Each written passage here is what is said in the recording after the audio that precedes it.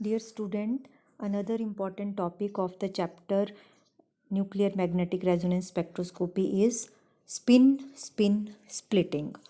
तो यहाँ पे हमने जो कल लास्ट लेक्चर पढ़ा उसमें हमने देखा कि जो केमिकल शिफ्ट होती है उसमें टीएमएस के विद रिस्पेक्ट एक कोई भी सिग्नल आता है पर्टिकुलर प्रोटॉन का, तो वो सिग्नल जो है वो अगर लो रेजोनेंस एनएमआर स्पेक्ट्रोस्कोपी में लिया गया है, मतलब जिसकी रेजोनेंस जिसकी स्ट्रेंथ एक तरह से आप बोलें वो कम है, तो उसमें वो सिग्नल जो है वो एक ही सिग्नल दिखाई देगा। जैसे हमने किया ना कल के भी, जैसे मान लो डेल्टा स्केल है और डेल्टा स्केल में ये टीएमएस है 0 पे और कोई सिग्नल मान लो यहाँ पे आ रहा है, तो ये लो रेजोनेंस एनएमआर स्पेक्ट्रोमीटर में आएगा।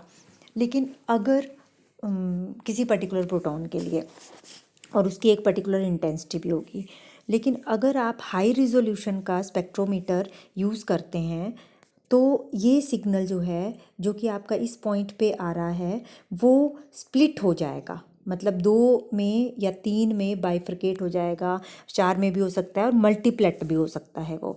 तो उसकी स्प्लिटिंग मतलब उसका एक तरह से टूटना इनटू मोर जो है signal is called spin splitting. ठीक है, और जो स्प्लिटिंग ऑफ द सिग्नल है that is due to the spin coupling.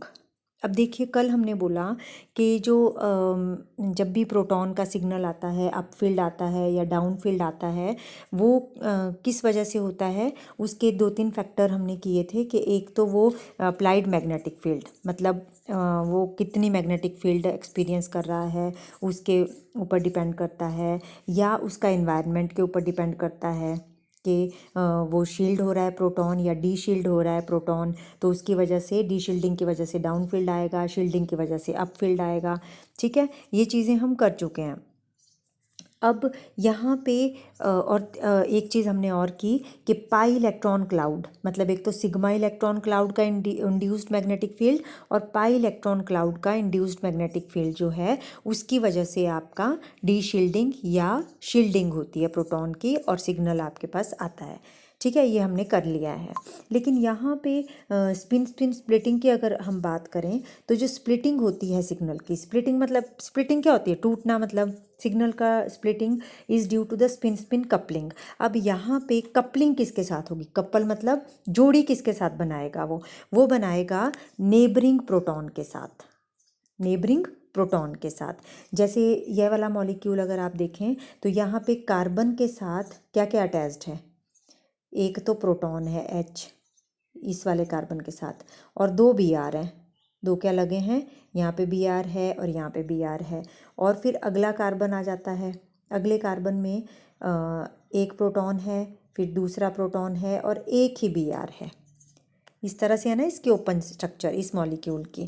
तो यहाँ पे आप क्या देख रहे हैं कि ये वाला प्रोटॉन है ये आपका सिग्नल देगा। अब यहाँ पे 2 ब्रोमीन लगे हुए हैं, तो 2 ब्रोमीन का मतलब है कि ये डाउन फील्ड ज़्यादा जाएगा क्योंकि ये डी शील्ड कर देंगे, ये 2 ब्रोमीन इसको, इसके पाई इलेक्ट्रॉन को, सॉरी सिग्मा इलेक्ट्रॉन को अपनी तरफ अट्रैक्ट कर लेंगे और ये प्रोटॉन डी शील्डेड हो जाएगा, डी शील्डेड होने की वजह से डाउन फील्ड जाएगा। तो देखिए यहाँ पे डेल्टा 0 से शुरू हुआ और ये देखो बी इसको नेम किया गया और ये डाउन फील्ड जा रहा है, डाउन फील्ड का मतलब हायर वैल्यू ऑफ डेल्टा। ठीक है, ऑन द अदर हैंड जो ये वाला प्रोटॉन है या ये वाला प्रोटॉन, अब इन दोनों को हम इक्विवेलेंट प्रोटॉन मान के चल रहे हैं क्योंकि इनका एनवायरनमेंट सेम है इन दोनों प्रोटॉन का, तो उनके लिए हमने ए लिखा है सिग्नल का नाम। ठीक है, और ये जो ये 2 प्रोटॉन हैं ये आपके, क्योंकि यहाँ पे ब्रोमीन एक ही ब्रोमीन लगा हुआ है तो ये थोड़ा अपफील्ड रहेंगे as compare to this B. ठीक है, और ये इसका सिग्नल जो है ऑलमोस्ट 4 और 5 के बीच में यहाँ पे आ रहा है, तो ये अपफील्ड आ रहा है। तो ये तो हमने कर लिया कि एनवायरनमेंट की वजह से या इलेक्ट्रोनेगेटिविटी की वजह से, ब्रोमीन की इलेक्ट्रोनेगेटिविटी की वजह से, इंडक्टिव इफेक्ट की वजह से ये अपफील्ड या डाउनफील्ड जा रहे हैं सिग्नल। अब हमारी अगली चीज़ ये होती है कि इस प्रोटॉन के ऊपर सिर्फ इस वाले इन वाले सिग्मा इलेक्ट्रॉन का ही इफेक्ट नहीं होगा, इन वाले सिग्मा इलेक्ट्रॉन का ही इफेक्ट नहीं होगा। अगर कहीं ये पाई इलेक्ट्रॉन भी होते इसके साथ प्रेजेंट तो उनका इफेक्ट भी होना था, और अगर जैसे स्टीरिक इफेक्ट भी हो सकता था, ठीक है, और एनाइसोट्रोपिक इफेक्ट भी रहता है। इनमें सारे इफेक्ट जो हैं इसको अफेक्ट करते हैं। अब यहाँ पे एक इफेक्ट और आ जाता है, वो इफेक्ट क्या है कि ये जो नेबरिंग प्रोटॉन होते हैं, जो जिस कार्बन पे प्रोटॉन लगा हुआ है पर्टिकुलर, उसके साथ वाले कार्बन पे जो प्रोटॉन लगे होंगे, एक लगा है, दो लगा है, तीन लगे हैं, वो भी इसके सिग्नल को क्या कर देते हैं,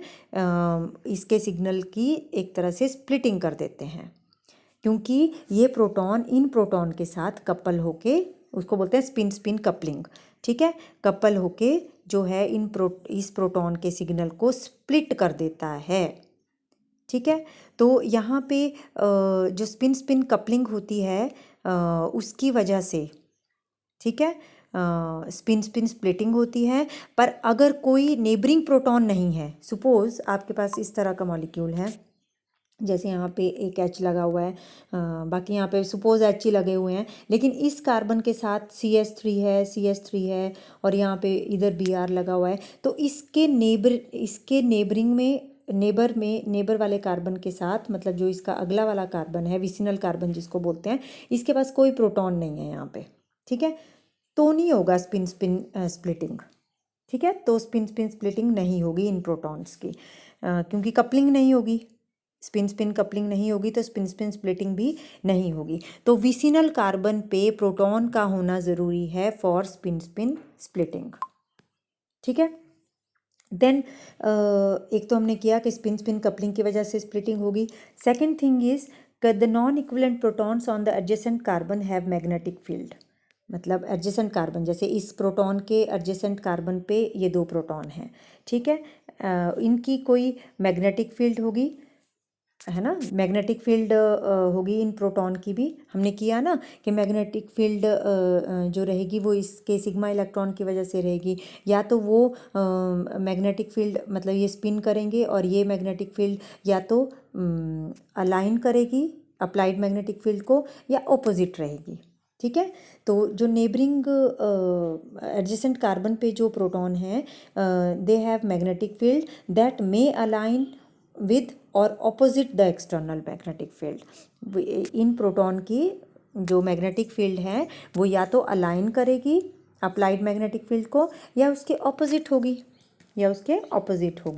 देन नेक्स्ट पॉइंट इज कि this magnetic coupling causes the proton to absorb slightly downfield when the external field is reinforced and slightly upfield when the external field is opposed, ठीक है। अगर अब हमने इसमें किया कि इस प्रोटॉन के नेबर में ये है प्रोटॉन, इन प्रोटॉन की कोई ना कोई मैग्नेटिक फील्ड होगी, वो मैग्नेटिक फील्ड या तो अलाइन करेगी या ऑपोजिट डायरेक्शन में होगी to the applied magnetic field. अगर तो ये अलाइन कर रही है या रीइंफोर्स कर रही है, ठीक है, अगर ये अलाइन कर रही है या रीइंफोर्स कर रही है तो सिग्नल कहाँ जाएगा, डाउन फील्ड जाएगा, और अगर ये ऑपोजिट डायरेक्शन में है तो सिग्नल जो है वो अप फील्ड जाएगा, ठीक है। इसलिए स्प्लिटिंग हो जाएगी उस सिग्नल की। जैसे सपोज सिग्नल आना था आपका यहाँ पे आना था इस पॉइंट पे सिग्नल, लेकिन क्या हुआ कि दूसरे जो नेबरिंग प्रोटॉन हैं उनकी मैग्नेटिक फील्ड की वजह से या तो वो मैग्नेटिक फील्ड अलाइन कर रही है या ऑपोजिट डायरेक्शन में जा रही है। अगर अलाइन कर रही है, रीइंफोर्स कर रही है, तो जो है वो आपका कहाँ चला जाएगा, डाउन फील्ड चला जाएगा, है ना। अलाइनमेंट में कहाँ चला जाता है सिग्नल, डाउन फील्ड चला जाता है, शिफ्ट डाउन फील्ड की होगा ना, तो ये सिग्नल यहाँ ना आने की बजाय थोड़ा सा कहाँ आएगा, यहाँ जैसे आएगा, ठीक है। और अगर वो अपोज कर रही है तो सिग्नल अप फील्ड चला जाएगा, तो यहाँ जैसे आ जाएगा। तो एक सिग्नल जो आपका अदरवाइज इस तरह से आना था, अब ये स्प्लिट हो गया इनटू द टू, ठीक है। वो इसका सेंटर ये होना चाहिए था, अब क्या हो रहा है कि यहाँ और यहाँ हो रहा है, मतलब ये सिग्नल जो है वो डबलेट की तरह नज़र आ रहा है। किस तरह नज़र आ रहा है, डबल, मतलब आना ऐसे था और आया कैसे, ऐसे और ऐसे, तो ये सिग्नल स्प्लिट हो गया, due to the spin spin coupling of the neighbouring proton. ठीक है, देन जो स्प्लिटिंग होती है that occurs only between magnetically non equivalent protons. तो अगर मैग्नेटिकली नॉन इक्विवेलेंट प्रोटॉन्स हैं तभी स्प्लिटिंग होगी, जो है अदरवाइज स्प्लिटिंग नहीं होती है। नॉन इक्विवेलेंट प्रोटॉन्स होने चाहिए। ये मैग्नेटिकली इक्विवेलेंट और नॉन इक्विवेलेंट क्या होते हैं ये हम अगले लेक्चर में करेंगे थोड़ा सा।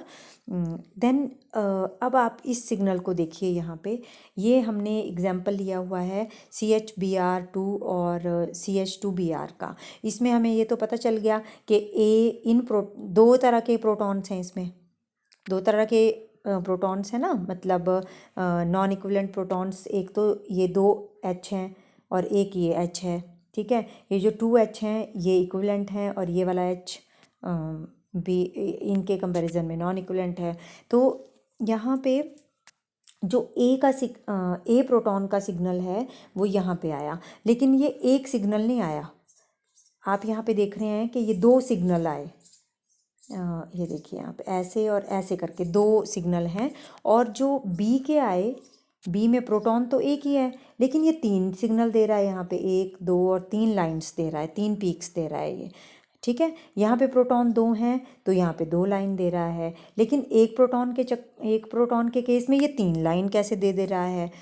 ठीक है, तो इससे जब हाई रिजोल्यूशन का स्पेक्ट्रोमीटर यूज़ किया गया तो उसमें स्प्लिटिंग हुई। तो वो किस वजह से हुई, इसके लिए कुछ रूल्स होते हैं, हम आगे करेंगे स्पिन स्प्लिटिंग के।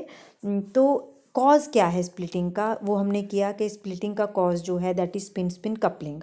अब क्या हुआ कि एक प्रोटॉन से, जैसे हमने पीछे एग्जाम्पल किया ना, CH यहाँ पे Br लगे हुए हैं, यहाँ पे Br लगे हुए हैं और यहाँ पे CH2 एंड देन यहाँ पे Br लगा हुआ था। अब जो ये CH ये वाला प्रोटॉन है, ठीक है, हो क्या रहा है कि signal from the uncoupled proton, जब अनकपल्ड है प्रोटॉन तो एक ही सिग्नल आएगा, लेकिन स्प्लिटिंग कब होगी कि जब आपके कपलिंग हो जाएगी प्रोटॉन की, तो ये वाला प्रोटॉन जो है spin state of the adjacent proton, मतलब हम लोग इसका इन प्रोटॉन्स का देख रहे हैं कि कितने में स्प्लिट होगा। ये दो प्रोटॉन्स हैं, ये दो प्रोटॉन हैं, और नेबरिंग प्रोटॉन कौन सा है, ये वाला एक प्रोटॉन है, इसका नेबरिंग प्रोटॉन, इसका नेबरिंग प्रोटॉन क्या है, ये वाला नेबरिंग प्रोटॉन है। तो ये प्रोटॉन जो है स्पिन स्टेट, इसकी स्पिन स्टेट कैसी होगी, एक ही प्रोटॉन है ना, तो एक प्रोटॉन या तो ये अलाइन करेगा या फिर ये ओपोज करेगा अप्लाइड मैग्नेटिक फील्ड को। तो आपके पास कितने में स्प्लिट होगा सिग्नल, 2 में।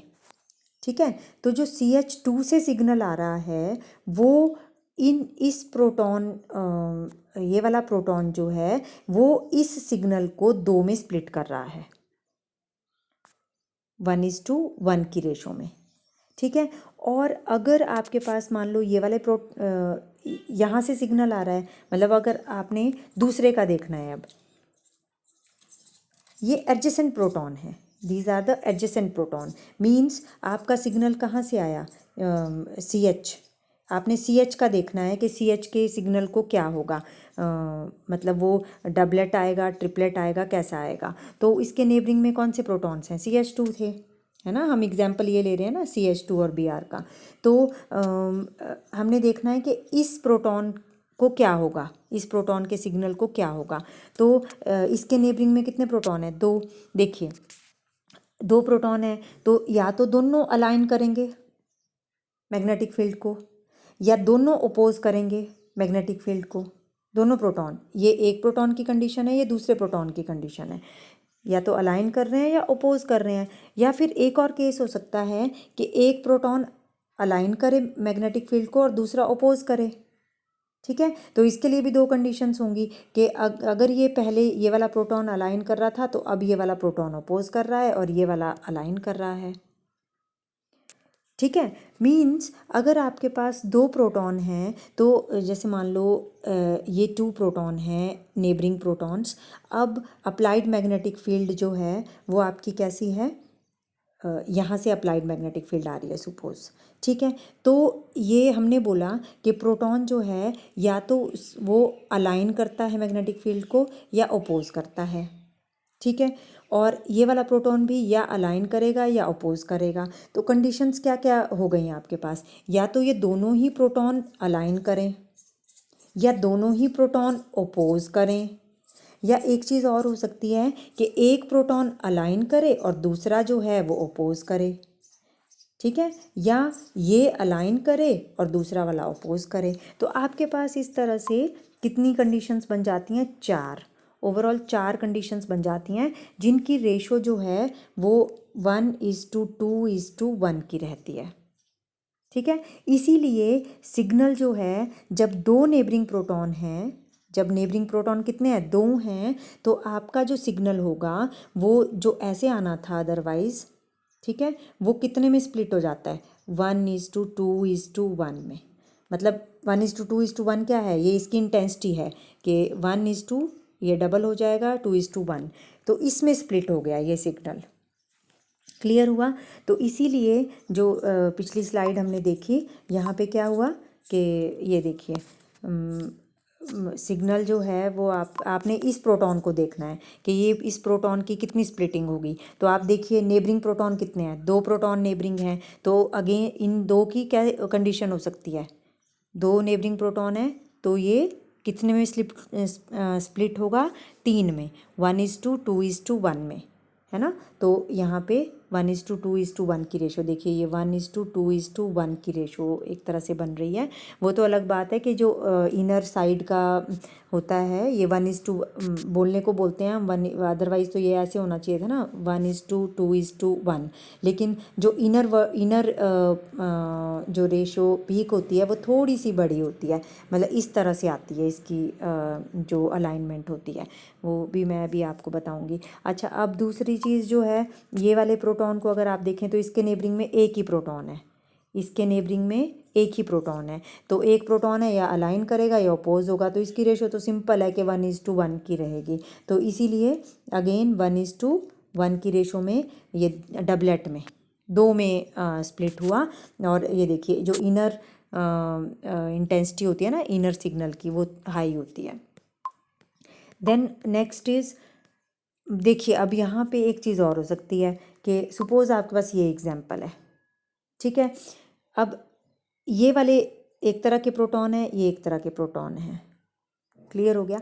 आपने देखना है कि ये वाला जो 3 प्रोटॉन है जो कि इक्विवेलेंट हैं, ये कितने में स्प्लिट होगा। ये सिग्नल देगा ना, अलग सिग्नल देगा, ये अलग सिग्नल देगा। तो ये वाला कितने में स्प्लिट होगा, क्योंकि इसके नेबरिंग में एक ही प्रोटॉन है, तो कितने में होना चाहिए ये वाला स्प्लिट।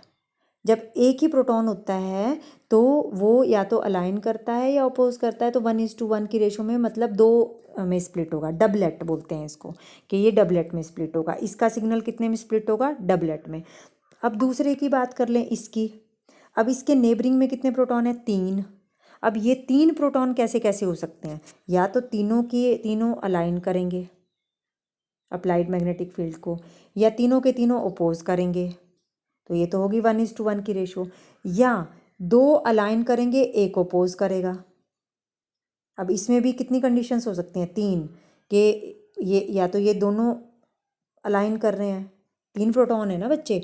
ये देखिए यहाँ पे 3 प्रोटॉन कैसे हैं, एक प्रोटॉन ये है, एक ये है, एक ये है, अप्लाइड मैग्नेटिक फील्ड ये है, ठीक है। अब ये एक अलाइन कर रहे हैं, ये अलाइन कर रहा है। अब ये अपोज भी कर सकता है, ये अपोज भी कर सकता है, और ये अपोज भी कर सकता है। अब कंडीशंस क्या हो सकती हैं, या तीनों के तीनों ही अलाइन करें, ठीक है, या तीनों के तीनों ही अपोज करें। पर ये ज़रूरी नहीं है कि तीनों के तीनों अपोज करेंगे। तीनों, कई बार ऐसा भी हो सकता है ये अलाइन कर रहा है, ये अपोज कर रहा है, और ये भी अलाइन कर रहा है। जब 2 अलाइन करेंगे, 2 अपोज करेंगे, ठीक है, यहाँ 2 अपोज कर रहे हैं, यहाँ पे एक अलाइन कर रहा है, तो 2 कौन कौन से हो सकते हैं, या तो ये दोनों हों, ये भी अलाइन कर सकता है, ये भी कर सकता है, ये भी, मतलब रेशो आपकी 3 की बनेगी। तो ये 2 भी अलाइन अपोज कर सकते हैं, एक ही अलाइन कर रहा है, या ये दोनों अपोज करें और ये अलाइन करे, या ये दोनों अलाइन कर रहे हैं और ये अपोज कर रहा है, फिर ये दोनों अलाइन कर रहे हैं और ये अपोज कर रहा है। तो इस तरह से रेशो क्या बनी आपकी 1:3:1 की रेशो बनी और सिग्नल 1:3:1 की रेशो बनी। तो कितने सिग्नल आएंगे 1 2 3 4, मतलब किसमें कितने में स्प्लिट हुआ सिग्नल, क्वाड्रेट बोलते हैं इसको, क्वाड्रेट। मतलब इसका सिग्नल जो है जैसे मान लो अब डाउन फील्ड जा रहा है, अप फील्ड जा रहा है, वो छोड़ो अभी आप, क्योंकि यहाँ पे ये टीएमएस है।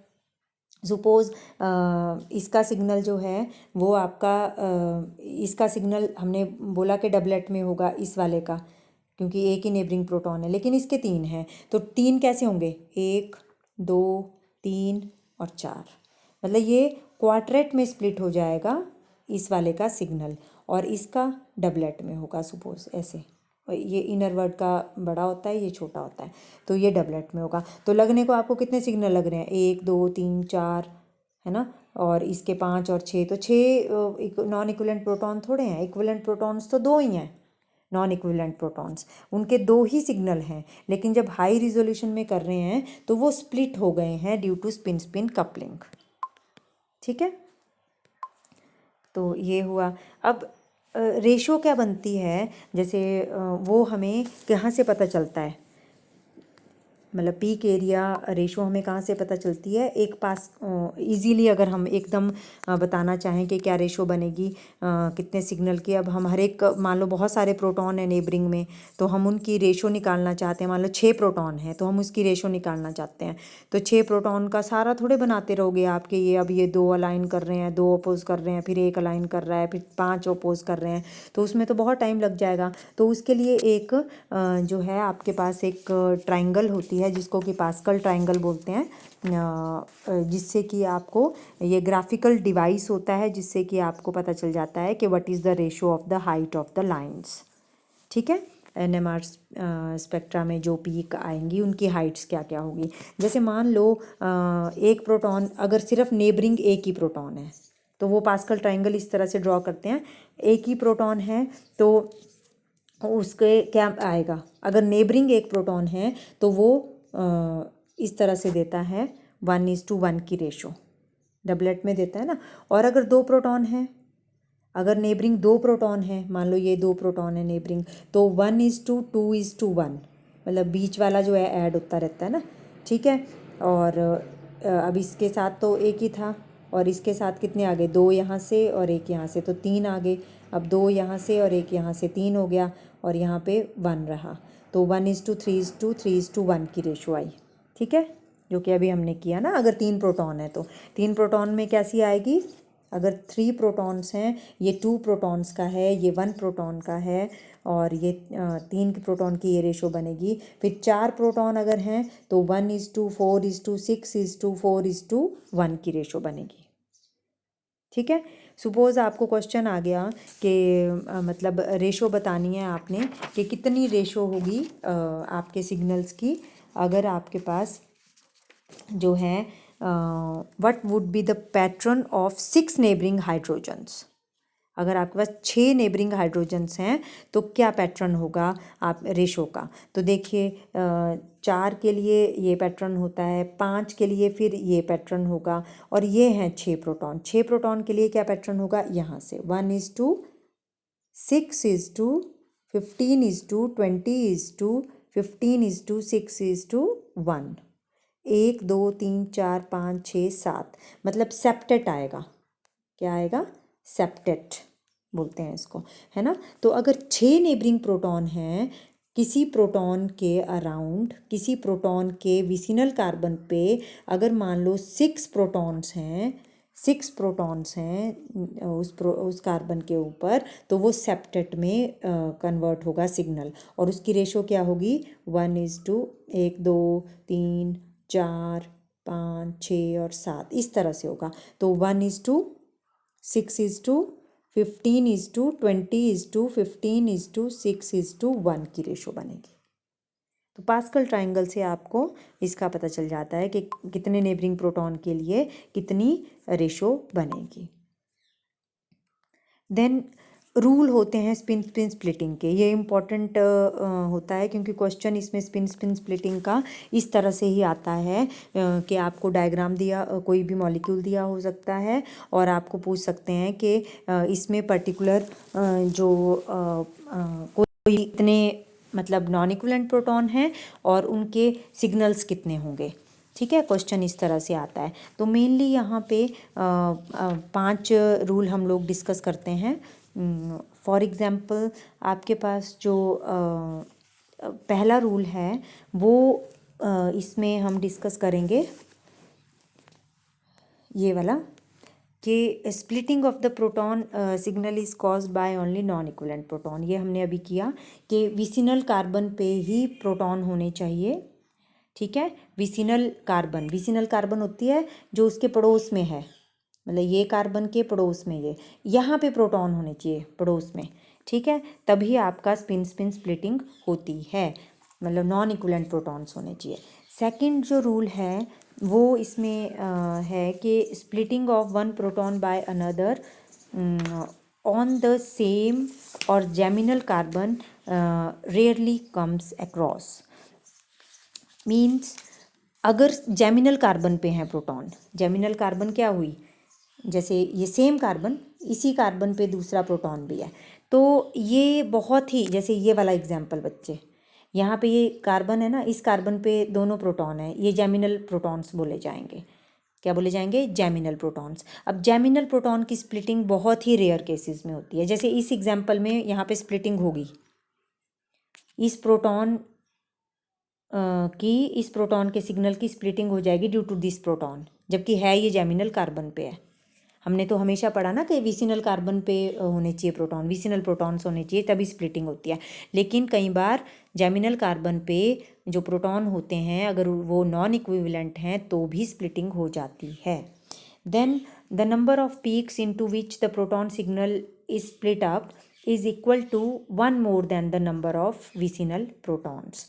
मीन्स देखिए अभी हमने निकाला कि अगर आपके पास नेबरिंग, जैसे यहाँ पे CH, एक एग्जांपल हमने ये लिया था सबसे पहले, और यहाँ पे CH2Br, तो इसके विसिनल कार्बन पे कितने प्रोटॉन है? एक ही प्रोटॉन है। कितने प्रोटॉन है? एक। तो नंबर ऑफ विसिनल प्रोटॉन कितना है यहाँ पे? n, जिसको हम n बोलेंगे, n इज इक्वल टू 1 है। तो रूल क्या बोलता है कि इसकी जो स्प्लिटिंग होगी, इन वाले प्रोटॉन्स की जो स्प्लिटिंग होगी, इस वाले सिग्नल की जो स्प्लिटिंग होगी वो कितनी होगी? 1n+1 हो जाती है। मतलब number of protons in the number, n is the number of proton in the vicinal carbon, और एक प्लस हो जाता है ना। तो सिंपल है, फटाफट निकल जाएगा आपका n+1, उतनी स्प्लिटिंग हो जाएगी। मीन्स जैसे ये है एग्जाम्पल ना, हमने ये किया CH और यहाँ पे CH2, ये तो अब हमने इसकी बतानी है कि कितने में स्प्लिट होगा ये वाला सिग्नल। तो इसके नंबर ऑफ नेबरिंग कार्बन पे कितने प्रोटॉन है? n इज इक्वल टू 1 है, तो n+1 कर दो, मतलब 1+1 मीन्स ये वाला सिग्नल जो है वो 2 में, मतलब डबलेट में स्प्लिट होगा। इसका सिग्नल कैसा आएगा? डबलेट में, इस तरह से 1:1 की रेशो में। और इसका, क्योंकि इसके विसिनल कार्बन पे कितने प्रोटॉन है? 2, तो n की वैल्यू क्या है? 2, 2 + 1 3, तो ये वाला सिग्नल कितने में स्प्लिट हुआ था? ट्रिपलेट में। ठीक है, और ये कितने में हुआ था? डबलेट में। तो यहाँ पे n+1 रूल हम फॉलो करते हैं। कौन सा रूल फॉलो करते हैं? n+1। All peaks of a multiplet are not of the same intensity. सारी पीक्स सेम इंटेंसिटी की नहीं होती हैं। मीन्स जैसे आपका डबलेट हुआ तो ऐसा नहीं होगा कि सेम इंटेंसिटी होगी उनकी, बोलते हैं हम 1:1, लेकिन उनकी इंटेंसिटी थोड़ी सी अलग होती है। और उसके लिए भी क्या होता है कि अभी मैंने जो आपको बताया कि जो जैसे मान लो एक ट्रिपलेट में हुआ ना, तो 1:3:1, और मान लो इस तरफ है फिर सिग्नल, इस तरफ को सिग्नल है दूसरा, तो 1:1 की रेशो है, ऐसे सिग्नल है। तो जो इनर सिग्नल होगा, ये देखिए, जो इनवर्ड होता है ना सिग्नल, वो आपका लॉन्गर होता है, उसकी इंटेंसिटी ज़्यादा होती है। और यहाँ पे ये मैंने थोड़ा सा गलत ड्रॉ कर दिया, ये सिग्नल ऐसे आएगा, ऐसे, और फिर ये छोटा रहेगा, मीन्स इनवर्ड जो है उसकी इंटेंसिटी ज़्यादा रहती है। तो ये 1:1 की रेशो में हम बोल रहे हैं, पर अदरवाइज जो इनर सिग्नल होता है, इनर पीक होती है, उसकी इंटेंसिटी जो होती है वो ज़्यादा होती है than that of the outer. Clear हो गया? तो ये पॉइंट, फोर्थ पॉइंट ये बोल रहा है। देन फिफ्थ पॉइंट ये बोलता है कि the mutual splitting of the proton separated by more than 2 atoms is very uncommon and is known as long range coupling. मतलब अगर आपके पास इस ये वाला एग्जाम्पल है, देखिए अब यहाँ पे इसके नेबरिंग कार्बन पे कोई भी प्रोटॉन नहीं है ना, इसके नेबरिंग कार्बन पे कोई भी प्रोटॉन नहीं है, तो लॉन्ग रेंज कपलिंग बहुत ही रेयर होती है। मतलब आप इस प्रोटॉन की कपलिंग कहीं इस वाले प्रोटॉन के साथ हो जाए, इस वाले कार्बन पे तो है ही नहीं कोई प्रोटॉन, सपोज यहाँ पे प्रोटॉन है और उसके साथ हो जाए, तो वो भी बहुत रेयर होती है। That is called long range coupling. ठीक है, तो इसमें हम कुछ एग्जाम्पल जैसे हम लोग कर रहे हैं अब यहाँ पे, ये देखिए आप, जैसे फर्स्ट एग्जाम्पल है, आपको इस तरह से क्वेश्चन आएगा कि ये जो आपको फार्मूला दिए गए हैं कंपाउंड्स के, there are some formula for the compounds and you have to ये बताना पड़ेगा आपको कि किस किस कौन कौन से प्रोटॉन्स की स्पिन स्प्लिटिंग होगी और कौन से की नहीं होगी। पहली चीज़ तो आपको ये बतानी पड़ेगी। और सेकंड थिंग आपको ये हो सकती है बताने को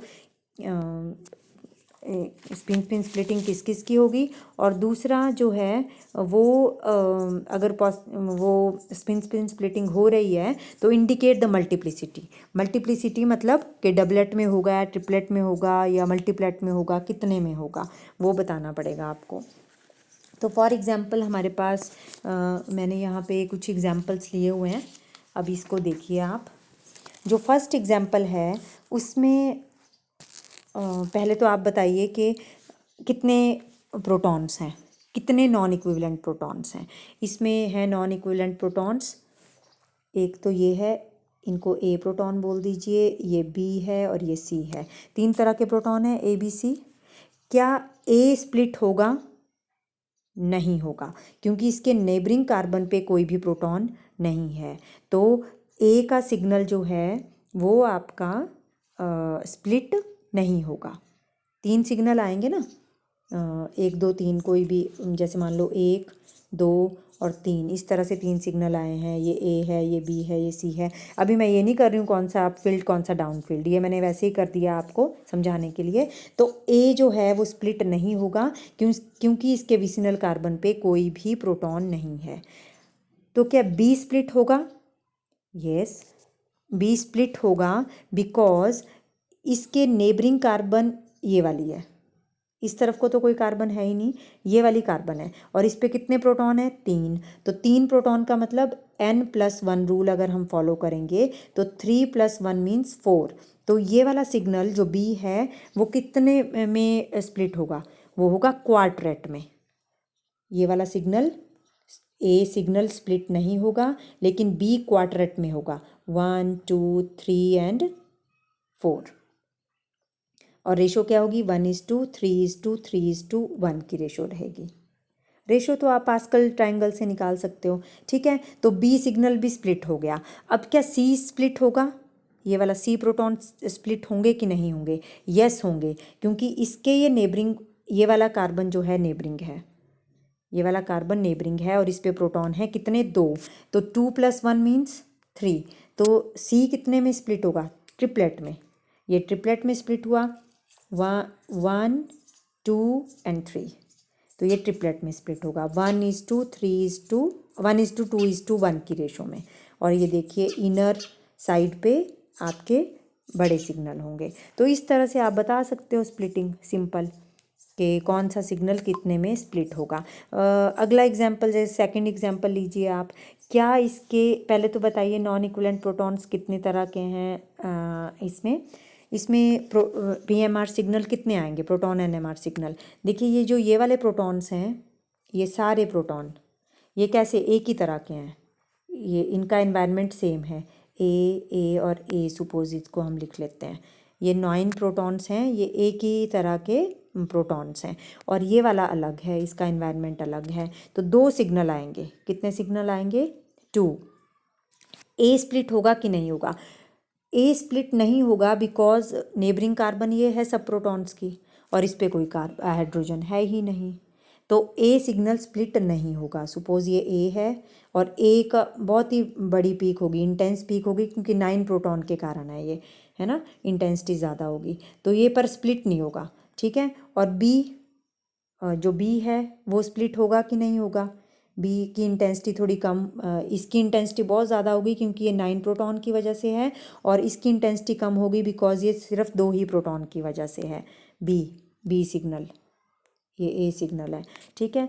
तो ये स्प्लिट होगा कि नहीं होगा? ये भी नहीं होगा बिकॉज इसका भी नेबरिंग कार्बन यही है, तो इसमें जो है दोनों ही सिंगलेट देंगे, उस पे भी, इस कार्बन पे भी कोई हाइड्रोजन नहीं है। तो यहाँ पे भी 2pmr सिग्नल, और दोनों ही कैसे होंगे? सिंगलेट होंगे। Both the signal A and B appear as singlet, no splitting occurs. ठीक है। देन ये देखिए एसिटल्डिहाइड ले लीजिए अब आप, अगला एग्जाम्पल। तो पहले तो प्रोटॉन निकालिए, कितने पीएमआर सिग्नल होंगे इसके? एक सिग्नल इसकी वजह से होगा ए और एक इसकी वजह से होगा बी।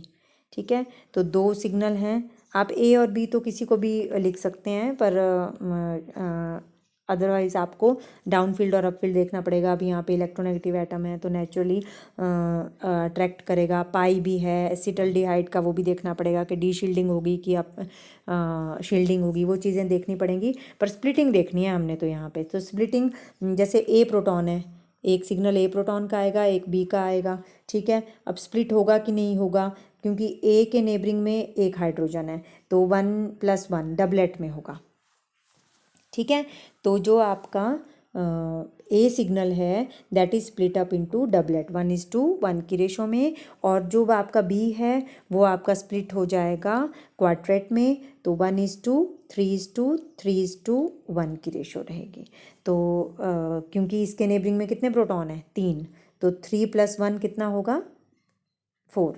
तो ये सिंपल n+1 रूल बोलते हैं इसको। स्पिन स्प्लिटिंग के लिए हम n+1 रूल करते हैं। अगला एग्जाम्पल जो है वो आपका ये है। अब यहाँ पे देखिए, पहले तो सिग्नल देखने पड़ेंगे आपके कि कितने सिग्नल आएंगे इसमें। देखिए प्रोटॉन तो आपके इस कार्बन पे 2 हैं और इस कार्बन पे 3 हैं, इनका एनवायरनमेंट सेम है, तो एक तो ये वाला आएगा आपका सिग्नल, इसकी वजह से आएगा। और अब यहाँ पे हमने क्या पढ़ा था कि जब डबल बॉन्ड होता है तो ज्योमेट्री देखिए, ये ऊपर के, क्योंकि कार्बन कार्बन बॉन्ड की रोटेशन नहीं होती है, तो इसके पड़ोस में CH3 है और इसके पड़ोस में Br है, तो ये दोनों अलग अलग सिग्नल देंगे। एक ये देगा सिग्नल, एक ये देगा बी, और एक ये देगा 3, तो मतलब 3 सिग्नल आर देयर। इस वाले केस में 3 सिग्नल होंगे। अब क्या ये स्प्लिट होंगे कि नहीं होंगे? तो ये जो है जो तो आपका मिथाइल का है, जो तो आपका इसका सिग्नल है, तो इसके यहाँ पे कार्बन पे कोई भी प्रोटॉन नहीं है, तो ये तो स्प्लिट नहीं होगा, है ना, ये तो सिंगलेट ही देगा। ये वाला सिग्नल कैसा होगा? सिंगलेट होगा।